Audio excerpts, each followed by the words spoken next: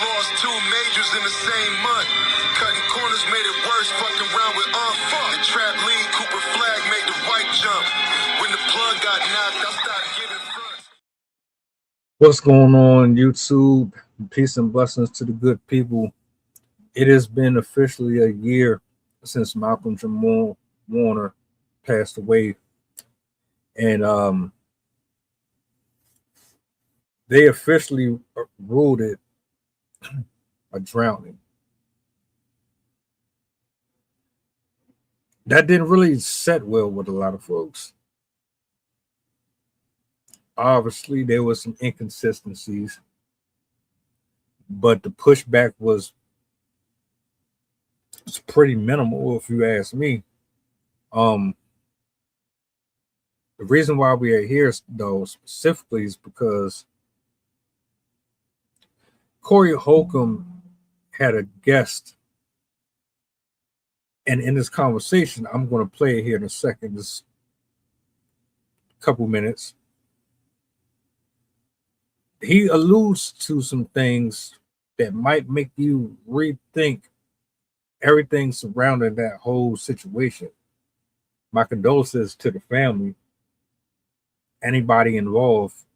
This hit me. I grew up on the Cosby Show. I grew up on that man's body of work over time, so I can only imagine how you feel. But I want y'all to take a look at this, and yeah, let's have a conversation because I thought this was interesting.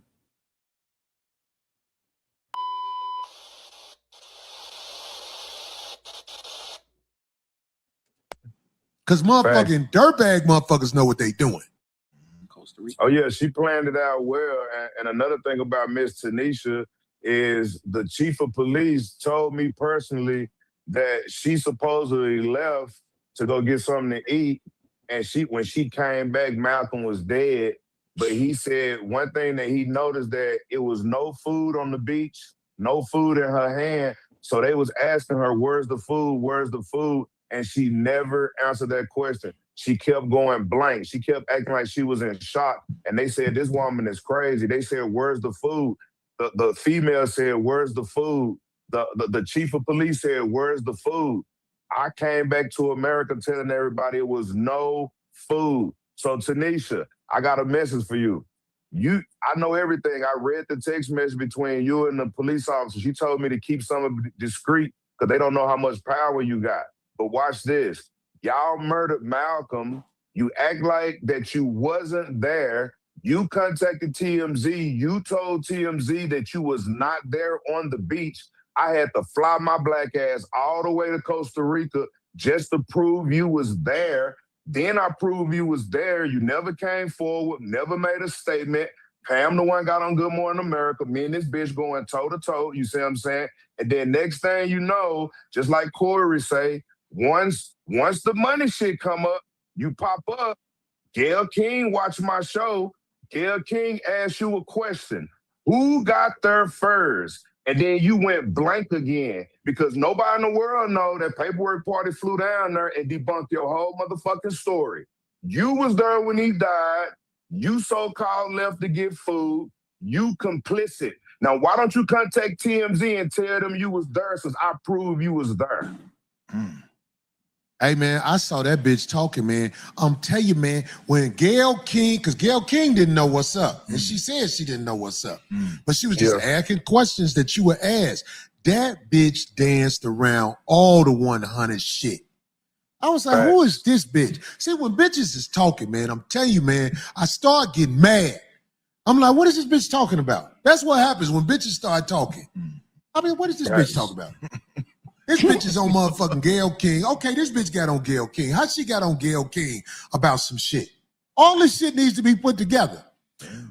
And I'm saying this comes from trial and error. A bitch got them fake ass TMZ motherfuckers to lie on me, and TMZ know I had a restraining order against this bitch. This is the point I'm trying to make.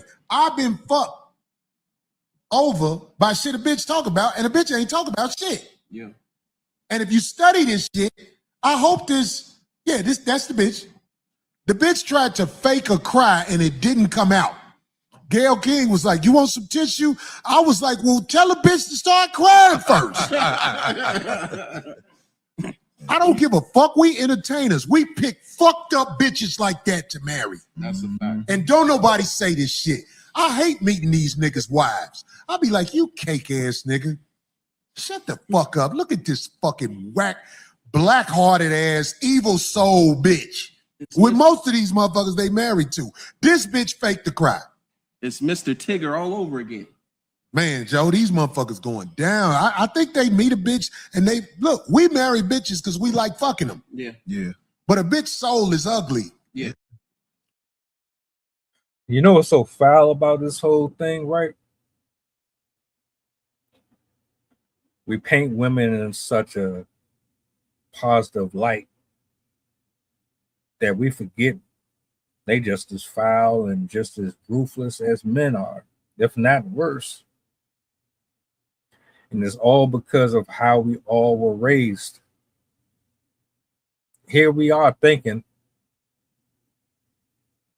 she was married to a Huxtable.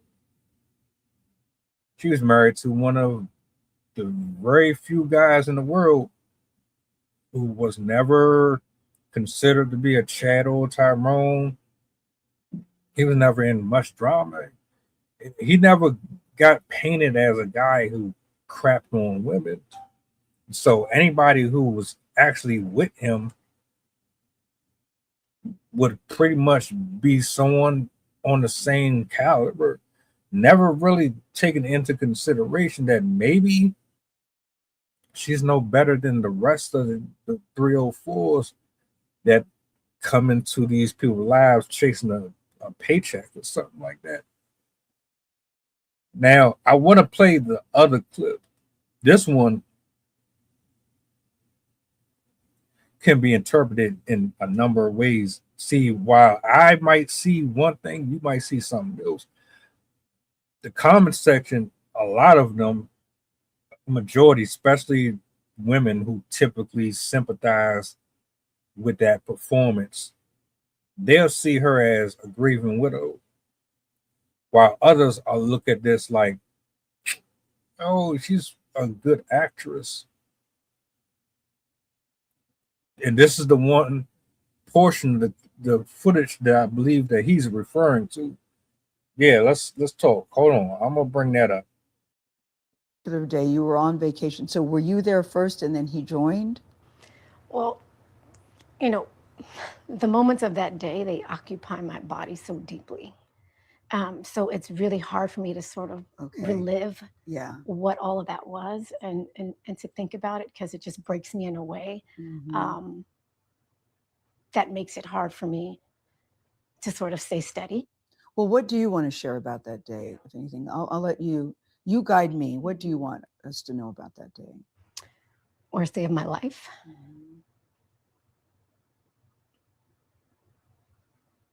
Feels unfair. Feels unfair. And all I could think about was my daughter. Yeah. And what I needed to do to continue to be her mother. Yeah. And be her only parent.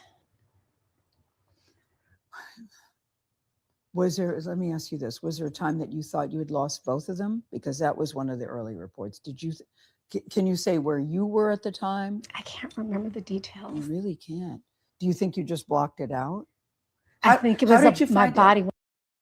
And now I see why he said what he said. You blocked it out. You don't remember. But that was the worst day of your life.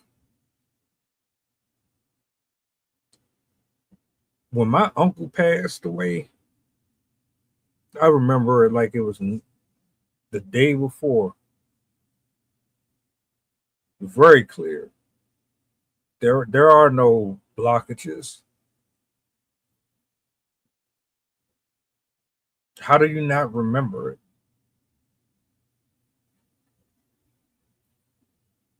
This right here, I'm gonna finish playing it because there's more I want to add, but I just wanted to say, like, how do you not remember any of that? And then why aren't no tears rolling down your face? I see you got them waterworks going, but I don't see no tears running down your face.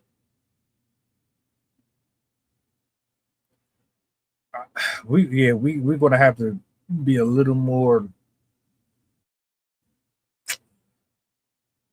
We're gonna have to break this down a little bit more. I'm gonna shut up though. Hold up. Went through shock. Mm-hmm. Do you still feel his presence? Do you still see him in this house? Did you ever think about moving? He is here with me always. Mm-hmm.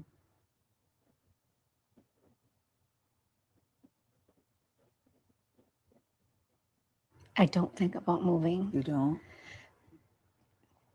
Because all of our memories are here. Yeah. And it hurts. I can't be in my own home without feeling the loss, but I can't walk away. So on that particular day, you were on vacation. So were you there first and then he joined? Well, in another clip, she talks about how she doesn't really have a relationship with the mom because she's suing the mother over the property. And people in the comment section, they're asking, why would he leave his trust to his mother and not her?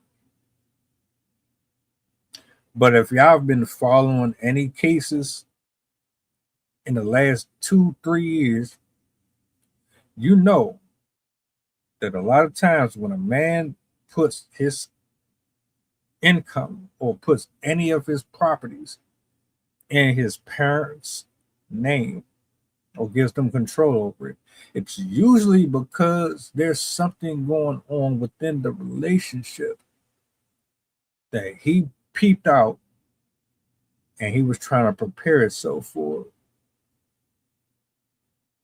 Otherwise, why would we be here? Malcom Jamal Warner, rest in peace, was not a dumb guy. He was very articulate, very conscious. One of the few black men I could say was a pretty dope representative for the culture. You think he just would give away or put his children, his family in jeopardy on purpose without there being a reason behind him doing that? You don't remember what happened on the beach. The brother at the beginning talking to Corey is telling us TMZ is involved. You told them to X out this, that, and the third. What happened to the food that was supposed to be there? Where is the proof? Why are there so many holes in your story? Why you can't answer no questions straight up? I always thought something was suspect about this situation. I don't have no evidence of it. I'm not even going to say you had something to do with it. But clearly, there are some people who think you do.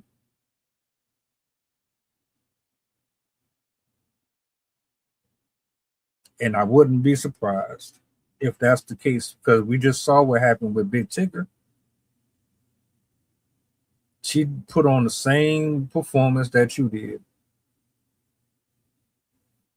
Got damn near got the same like facial structure, facial interaction with the crocodile stuff going on. Yeah. I wouldn't be surprised.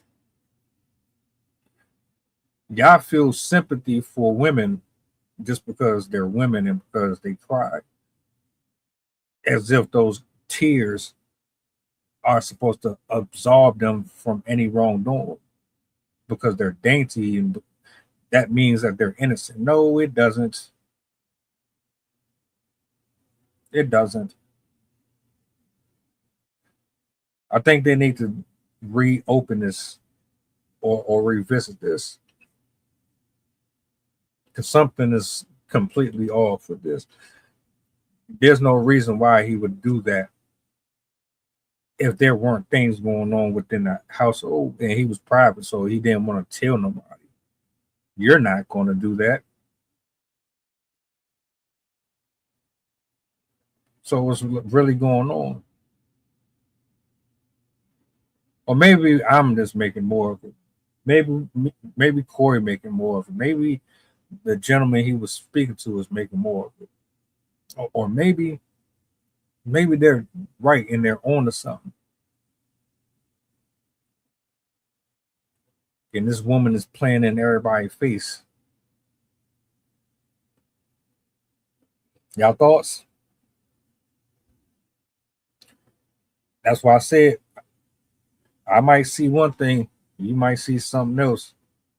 A person can smile in your face and be evil as hell. A person can cry and give you the impression that they're weak and they're vulnerable, but they didn't murder 25 people. Women specialize in manipulation.